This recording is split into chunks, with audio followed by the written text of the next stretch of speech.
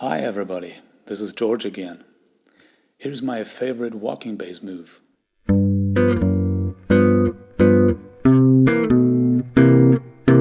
I pluck the chord, then slide it down a half step and pluck the root again.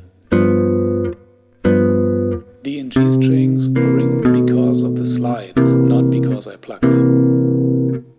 This is how it sounds in the blues form.